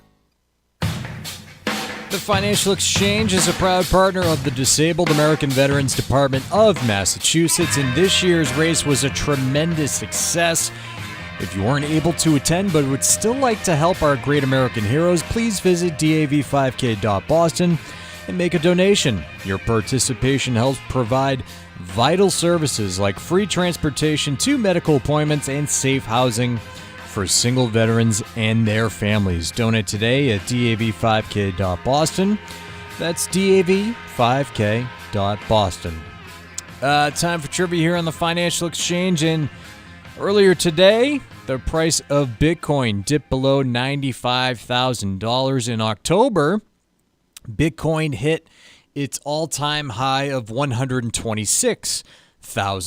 So today's trivia question is simply, what year was Bitcoin created? Once again, what year was Bitcoin created? Be the 8th person today to text us at 617-362-1385 with the correct answer, and you win a Financial Exchange Show t-shirt. Once again, the 8th correct response to text us at 617-362-1385 will win that t-shirt. See complete contest rules at financialexchangeshow.com. Paul, we covered yesterday that Michael Burry's hedge fund was closing down and just kind of the significance of that, which frankly there isn't much. It was a $155 million hedge fund. It was not all that substantial, and yet, man, we're getting a lot of press about it. And I Jonathan Levine from Bloomberg asked the question, and there's reason to be fascinated with Michael Burry. If you're a Christian Bale fan, there might be reason to be fascinated based on the 2015 Big Short movie. But what does it say about markets or society right now that we're so obsessed with the guy who made a killing off of betting against the U.S. economy? We like the U.S. I don't know. That's fair to say. They bet against the state of the housing market and the stock market leading up to the great financial crisis. We are fascinated with a story such as that, where you have a maverick or someone who goes against the grain and makes a big bet to go in the other direction of everyone else, and then cashes in on it big time. It's a fascinating story to follow, and why they made the movie on it, because you just have this one person who is just stepping out from the norm. But I am so glad that Jonathan Levine wrote this piece, because in the years that have followed since, to be clear, $155 million in the hedge fund world is peanut, is a joke, is tiny, is not a very big hedge fund, and he still gets the notoriety as if he's Warren Buffett for short sellers out there. Like, he is this just, esteemed investor, and he deserves all the credit in the world for a tremendous call back in 2008. But there have been other instances, and when his news story came out this week, I started scratching my head, and I'm glad Levine wrote this piece, because it said, hasn't he done this before? Hasn't he made this call? And thankfully, Jonathan Lee got me up to speed. Yes, he has. For example, in September of 2022, many listeners may remember the market was down about 18% for the calendar year 2022. September, we were pretty low at that point. He was quoted as saying, "No, we have not hit a bottom yet." Technically, he was right. We got to the bottom a couple weeks later, but then from then on out, it's been an upward swing. And in fact, in January of 2023, 3 or 4 months later, he just tweeted out to his followers, "Sell," and we didn't really know what else he was mentioning there, but presumably he was saying sell everything or sell all the stocks. And guess what? The S&P 500 has done 75% since then. So I'm so glad that he wrote this to point out that while maybe he has some valid points on the depreciation of some of these capital expenditures on artificial the point that he has been making is that if the big companies of today were using the accounting methods of the dot-com era, they'd be looking far worse than they are right now. Yeah, they've stretched out some of these expenses to a 5-year, 6-year schedule. We don't need to get down that rabbit hole, but I'm just glad that someone wrote the piece to call out that, hey, tremendous call that he made, but he's had some other calls recently too, or I don't know if you want to call them calls or not, but cries for attention that really haven't gone his way necessarily. I don't know how to interpret his moves right now. They're certainly getting more attention, but it is important to contextualize that it is not as though Michael Burry shorted the great financial crisis, made a bunch of money, and then was silent until now. And I feel like that's kind of the narrative that's being created is, oh, look out, the guy that was only noisy one other time right before the great financial crisis is now out there talking again about markets. That's not the case. He's been shorting markets pretty consistently here and there for the last 15 years and has been wrong plenty of times. Been on the wrong side of trades plenty of times. And so, take the commentary with what you will. I'm not saying his points are invalid or incorrect or inaccurate. Plenty of them raise interesting questions, but take it in context, which is this guy's been making these points for years. He's been talking about this up and been wrong about this market a couple times, and his stuff is getting a little bit more play right now. Fewer burritos, more bargains. We've had a few kind of flashes about concerns about the holiday shopping season. I covered one a couple weeks ago regarding corrugated box sales and kind of a decline that we are seeing there in the U.S. What are we getting in terms of hints about the holiday shopping season, Paul? Because I don't know, from what I'm feeling right now, I'm guessing low single-digit increases. I'm not expecting a horrible holiday shopping season. I think there are going to be deals to be had out there. I think, generally speaking, so long as we don't see a massive uptick in unemployment, people are going to be buying those deals. And I think we're going to see a fairly successful holiday season for most retailers. I'm right there with you, Mike. I'm not as concerned as this piece lays out, where they mention that higher income consumers, we talked about earlier in the show, they're carrying a lot of weight, that they're trading down and looking for deals, or Gen Z is spending less and we've got lower income shoppers struggling. I don't have the same takeaway or prediction that this is going to mean a bleak holiday season. I still think that the growth of 3% year over year is attainable. Last year we saw 4.3% in terms of an increase. So I'm going to quote a stat here that I have seen proven wrong over and over and over again. Consulting firm Alvarez & Marsal, I don't know anything about them.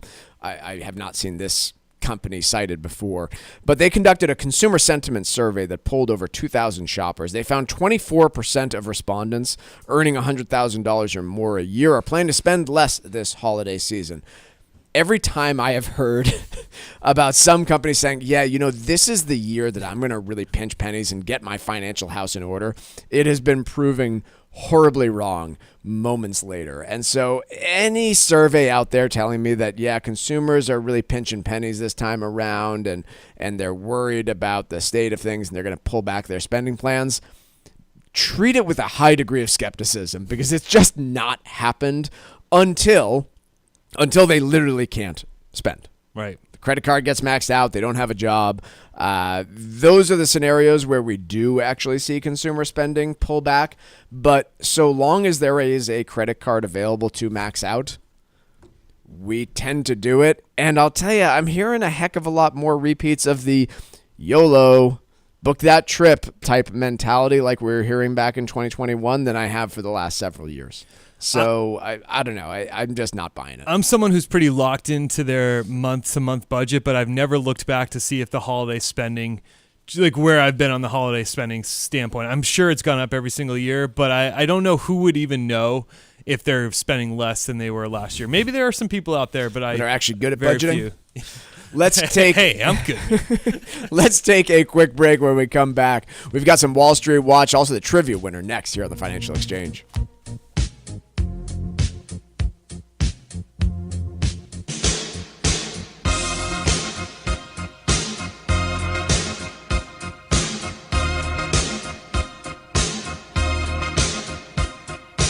Bringing the latest financial news straight to your radio every day.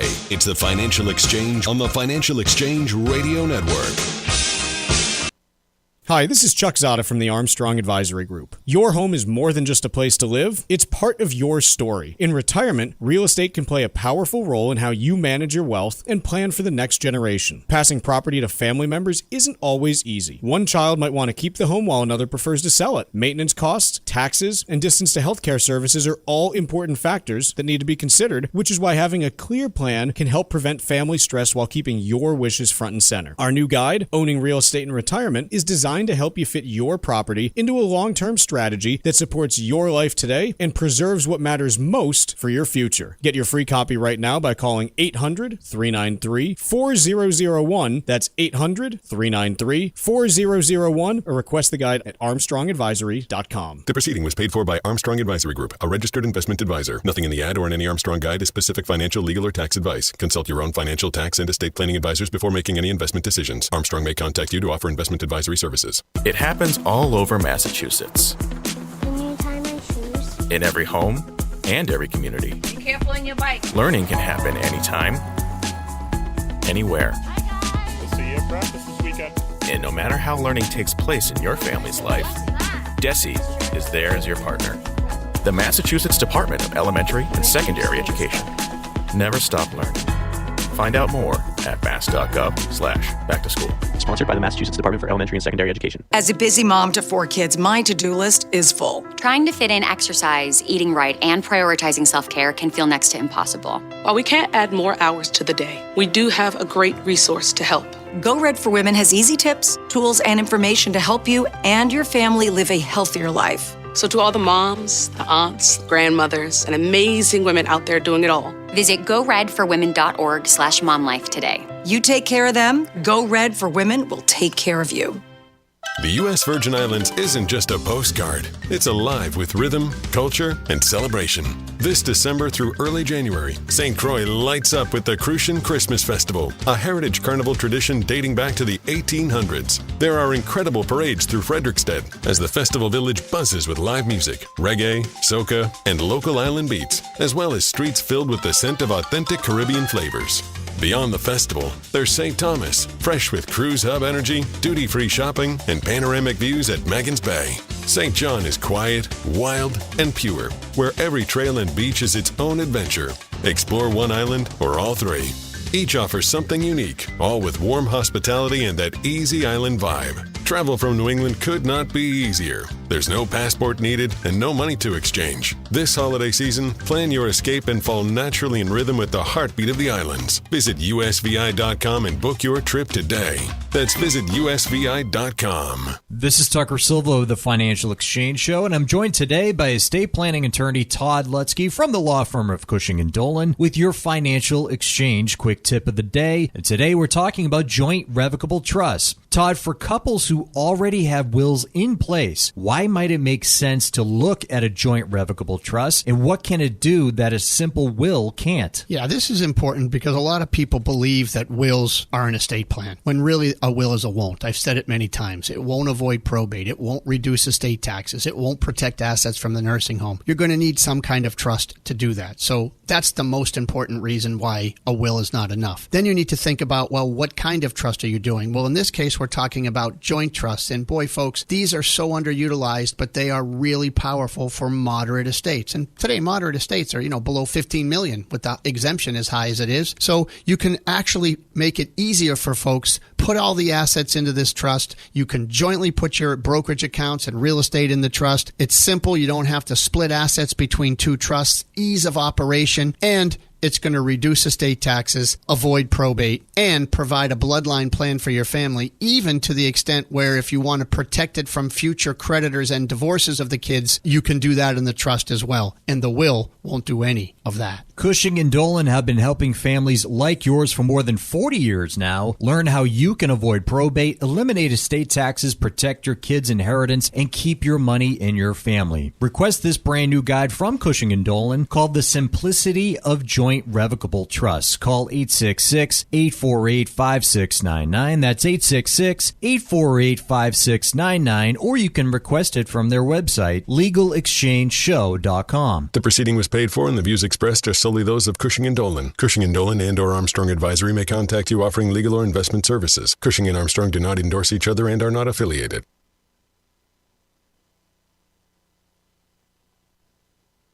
Time now for Wall Street Watch. A complete look at what's moving markets so far today, right here on the Financial Exchange Radio Network. Well, now we're seeing a little bit of a reversal in markets and some dip buying occurring following yesterday's steep tech sell-off. That did carry over to today's open, but right now the Dow is down by 0.4% or 213 points. S&P 500 is now up 0.25% or 17 points. NASDAQ up 0.6% or 134 points higher. Russell 2000 is up 0.2%. 10-year Treasury yield up 1 basis point at 4.129%. Crude oil up nearly 3% higher, trading right above $60 a barrel. Breaking news from Walmart this morning. After the retail giant said CEO Doug McMillon is retiring early next year. McMillon has served as Walmart CEO since 2014. John Furner will take over the role and has been the CEO of Walmart's U.S. business since 2019. He started with Walmart in 1993 as an hourly associate. Walmart stock is down 1%. Meanwhile, Applied Materials reported better than expected quarterly results driven by the AI boom. However, the semiconductor maker gave a disappointing outlook for next year, including modest full-year revenue guidance. Shares are now edging higher. And according to the Wall Street Journal, Paramount, Comcast, and Netflix are preparing bids for Warner Brothers Discovery. The report also said Warner Brothers Discovery has an initial deadline for first-round bids on November 20th. Warner shares are up over 3%. I'm Tucker Silva, and that is Wall Street Watch.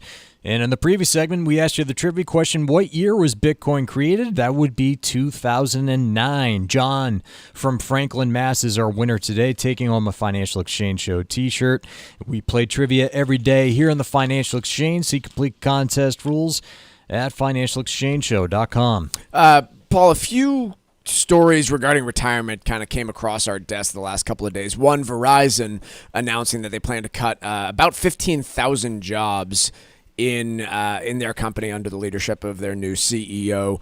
The other being that the new contribution limits for 401ks came out, and I know those don't seem interconnected because if you're not working for Verizon, you're likely not contributing to retirement. But it does bring up the subject of, okay, what am I allowed to do? And then what happens with these accounts once I job change, retire? What are my options? How does it all work? So let's start off with there's a bunch of changes to retirement plan compensation and how it works and what you're allowed to do. I'm just going to mention a few of them that are most relevant to people.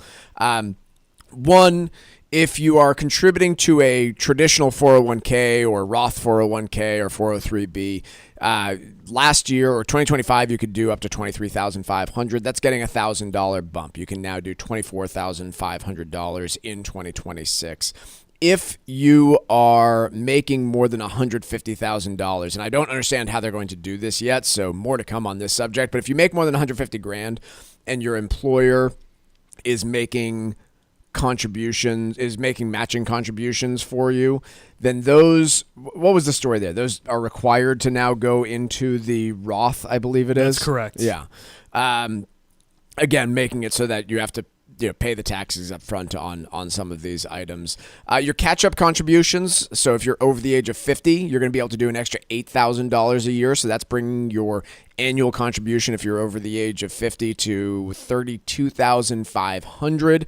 And then the old super catch-up, if you are specifically between the ages of 60 and 63, you can do another $11,250 on top of all of that.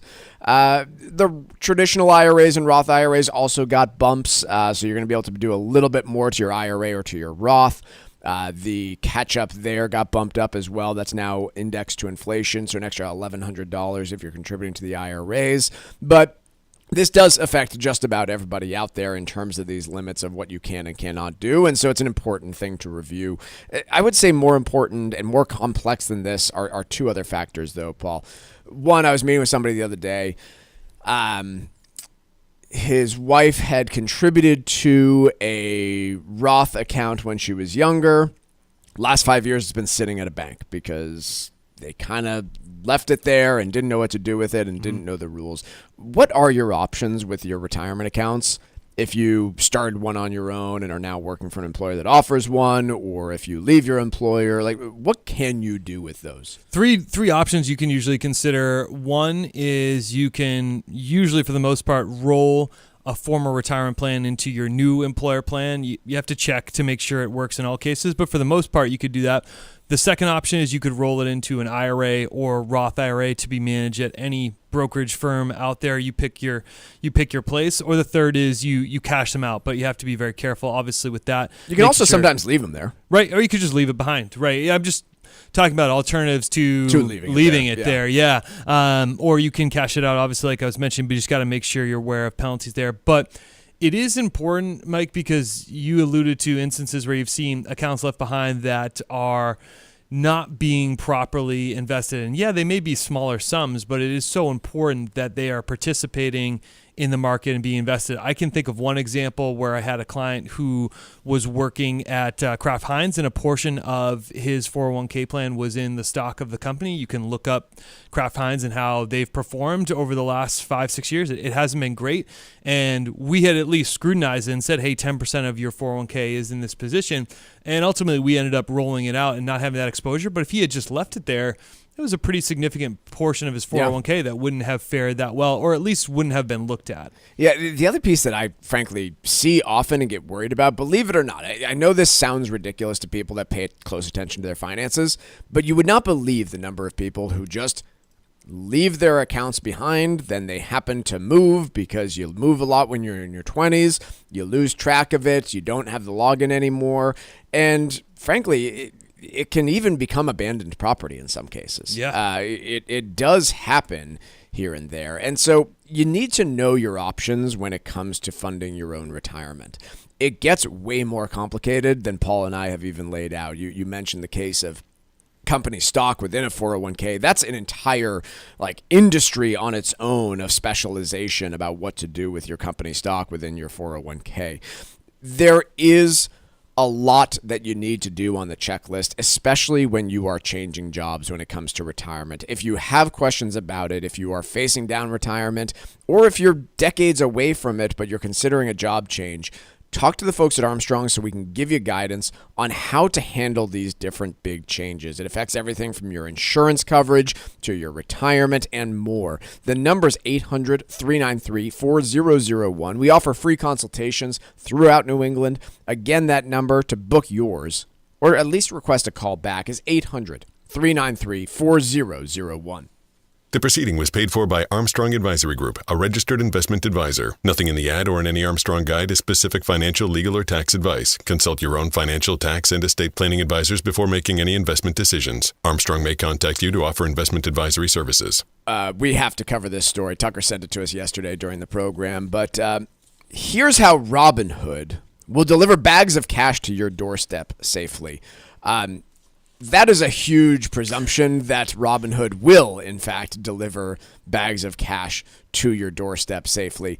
But let's talk about what's happening. I guess before I run in and criticize why this needs to exist, because I don't believe it does, let's talk about what they are actually proposing doing here, because Robinhood does, in fact, want to be able to have a service where they can deliver you cash money to your door. Yeah, so what their service would look like, this is just, you got to scratch your head to see how this is going to work out, but is a same-day delivery of cash to your door for a fee of anywhere from $2.99 to $6.99, which they say is comparable to out-of-network ATM charges. $6.99 is definitely on the higher-end side of that. I haven't seen any of that out there, unless you're probably talking about a casino ATM that really would rake you over the coals. But for customers that have over $100,000 in assets, they would be eligible for this program. Robinhood and GoPuff are teaming up for this, and all I can think about... What is the average age of a Robinhood customer? They skew much more into the 30 to 45 demographic there. Average age, 35. Robinhood. 35. There we go. What does a 35-year-old need with a bag of cash? I have $1 in my wallet. The only thing I'm not kidding. The only thing that I can think of is you need to do something illegal, so you need cash. There's this bagel place that I go to that's cash only, Yeah. and that's the only reason that I end up taking out cash is for the weekend bagel runs to pick up breakfast sandwiches. I pay the guy that I skate with for my pickup hockey in $20 bills. So once a month, I go to the bank and get a bunch of 20s, and that's how I handle my pickup cash basket. needs. My pickup it's literally my basketball only is cash the need. same way too. Yeah. I don't understand why this business needs to exist. The only real reason I can think of is because Robinhood customers need to do something that requires cash, which might be not legal. And 35-year-olds don't use cash. They just don't. I don't understand this partnership at all. I don't see the reason for it. By the way, I don't know about Robinhood, but at Schwab, at Fidelity, you can literally get a debit card right on your brokerage account and withdraw cash from your account at any ATM. And by the way, at least Fidelity and Schwab, I know, I'm pretty sure they still do, will reimburse you the ATM fees that you get charged that Robinhood is comparing these to because they don't operate their own network of ATMs. So they just say, screw it. And that seems a lot safer than having some delivery guy from what company? GoPuff Distribution Centers. I mean, give me a wad of cash. I wouldn't want to do this if I was a courier of GoPuff. Oh my god! Because people would just that's all I could think people about. People would just stake out GoPuff couriers working that and job, follow them to the working house. That job, you're just give me all the money you got there. I don't know who your target customers are. I don't think it's going to work. I don't think it's going to ruin your business, but I see no reason for this entire model to exist. No one's going to do this. Can you imagine a town movie version of them just going after GoPuff drivers out there instead of them going after the guy in the Brinks truck? They're like, there he is. We got the GoPuff man. We got to go get him. He's in a Corolla. We got to take a quick break. When we come back, Paul LaMonica from Barron's joins us next. Hear the Financial Exchange every day from 11 to noon on SiriusXM's Business Radio Channel 132. Keep it here for the latest business and financial news and the trends on Wall Street. The Financial Exchange is now live on SiriusXM's Business Radio Channel 132. This is the Financial Exchange Radio Network. Mark Vonner is the CEO of Veterans Development Corporation. His dedication to serving our veterans has made an incredible impact on his family and employees. And he is so proud to be the presenting sponsor of the DAV 5K Boston. My name is Ashley Vonner, Director of Operations at Veterans Development Corporation. I wanted to learn the family business under the guidance of my father, Mark Vonner. VDC is more than a general contractor. It's a service-disabled, veteran-owned small business that goes above and beyond for the veteran community. With Mark's military background, serving in the Marine Corps, our company is committed to supporting the Disabled American Veterans Department of Massachusetts. VDC has been the presenting sponsor for the DAV 5K for many years, striving to spread awareness of this great organization. Working for Veterans Development Corporation has shaped me into the person I am today, and I am proud to be a part of this organization. Please visit DAV5K.Boston to show your support today. The U.S. Virgin Islands isn't just a postcard. It's alive with rhythm, culture, and celebration. This December through early January, St. Croix lights up with the Crucian Christmas Festival, a heritage carnival tradition dating back to the 1800s. There are incredible parades through Frederiksted as the festival village buzzes with live music, reggae, soca, and local island beats, as well as streets filled with the scent of authentic Caribbean flavors. Beyond the festival, there's St. Thomas, fresh with cruise hub energy, duty-free shopping, and panoramic views at Magens Bay. St. John is quiet, wild, and pure, where every trail and beach is its own adventure. Explore one island or all three. Each offers something unique, all with warm hospitality and that easy island vibe. Travel from New England could not be easier. There's no passport needed and no money to exchange. This holiday season, plan your escape and fall naturally in rhythm with the heartbeat of the islands. Visit usvi.com and book your trip today. That's visit usvi.com.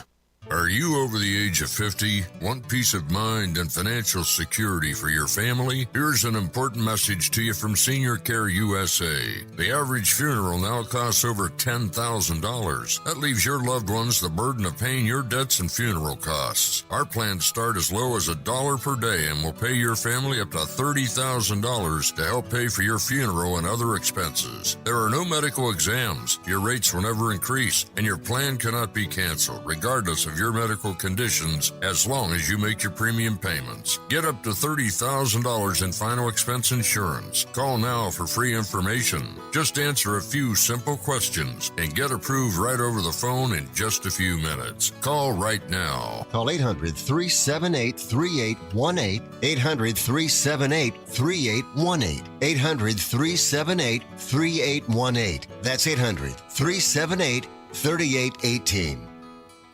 Environmental nonprofit Ocean River Institute is working with communities to tackle climate change with nature-based solutions that feature slowing water down and building more soil with grasses and plants. Research indicates that people acting in their own neighborhoods can build an inch of soil in a year and slow sea level rise down by as much as 25%. Please visit oceanriver.org for more information on opportunities to make a difference and go the distance for savvy stewardship of a greener and bluer planet Earth. Let's talk LDL. AKA bad cholesterol. The higher your LDL cholesterol, the higher your risk of a heart attack or stroke. Your health matters. Know your number. Talk to your doctor and get your cholesterol checked. And learn how to help lower your LDL bad cholesterol. Because your health is in your hands. Find out more at heart.org/LDL.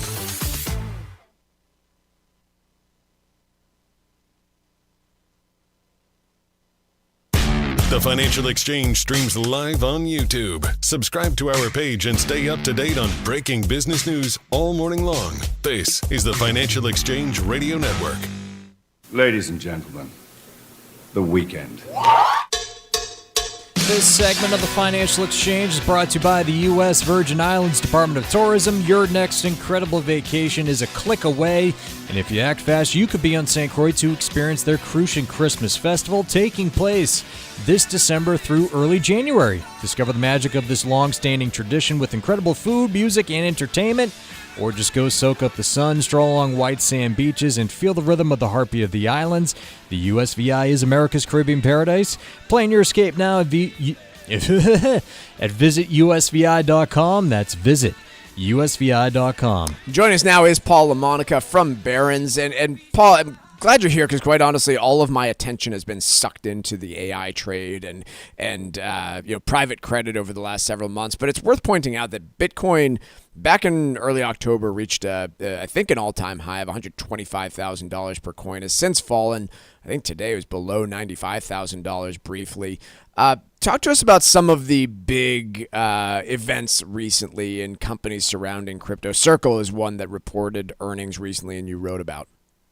Yeah, Circle, the stable coin company. So they are the firm behind USD coin, pegged to the US dollar. Their earnings, I think are, raising some concerns that, this is a high growth market, but, there's just a lot of hype right now. And this is a company that went public a few months ago, and their lockup period has now expired. It said in their SEC filing that 2 days after they report third quarter earnings would be when certain insiders would be able to sell shares. So I think some people might have been getting ahead of that. But, it's a little more encouraging, I think, for Circle than other companies in the crypto sphere, if you will, because this is a company that generates, a profit. There are concerns about maybe, their net interest income declining going forward if the Fed is cutting short-term rates because, they hold a lot of reserves in assets on their balance sheet tied to, short-term rates. But, there are some analysts that have come out and defended the stock, and it looks like Cathie Wood at ARK has also bought a little bit more on the dip this week. So I wouldn't be too worried about Circle for the long term, but, crypto remains volatile. Everyone talks about it being digital gold. Gold doesn't rise and fall this much. Can you talk to me a little bit about Bitcoin credit cards? I think a lot of people listening would be pretty surprised to know they even exist. How does the Bitcoin credit card operate, and who are the companies involved in it? Yeah, so Gemini is the primary company that people would probably recognize. It's the firm that went public this summer, run by Cameron and Tyler Winklevoss of early Facebook fame.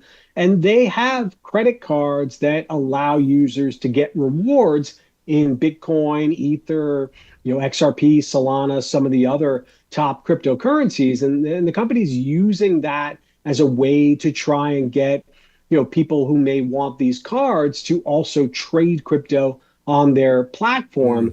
It's, I think, an interesting strategy. The problem is that, like many young companies, they are spending very aggressively on marketing, and that's one of the things that's eating into their profits. And investors, I think, are a little worried about how much red ink Gemini is bleeding right now. So will that company eventually rebound? As we know, Facebook, for example, to bring it back to the Winklevoss twins, was a company that was not a great performer initially, but is obviously now one of the world's most valuable companies. Not suggesting at all that Gemini becomes the Facebook of crypto, but it may be too early to write them off entirely. So there's been a fair bit of pressure, obviously, over the last couple of months. We have Grayscale Investments, one of the big investment firms offering, financial products around crypto, going public fairly soon here. How big a test is it for just the crypto market in 2025? Yeah, I think it's going to be very interesting to see if Grayscale does well when they go public, because this is a top company in the the crypto trading ecosystem. But like many other companies with ties to crypto, their financials, their revenue and profits were hit, in the earlier part of this year because of all that crypto volatility. They haven't obviously reported any numbers for fourth quarter yet because we're still in the midst of the fourth quarter, but you would have to think that the big price decline of crypto in the last couple of weeks is not going to be great for their financials. Hence, we're seeing, big stock market slides for Coinbase as well as Robinhood, which is very big in the crypto world as well. So I think Grayscale could have a lot of demand when it goes public, but just look at other companies. I mentioned Gemini, bullish, a crypto exchange that went public earlier this year. Their stock has fallen pretty sharply from its highs. So this is going to remain an incredibly volatile part of the stock market because cryptos are, by their nature, still incredibly volatile. Paul LaMonica from Barron's join us this Friday to talk about the state of companies surrounding the crypto market. Paul, appreciate you educating us this week, and we'll talk to you again soon. Thanks. Have a good weekend, guys. Markets in mixed territory as we close in on the noon hour here. NASDAQ up 0.75%. The S&P up 0.4%. Dow currently off 0.33%. That's all the time we have for this week. Have a fantastic weekend. We'll be right back at it on Monday, folks. Have a great weekend.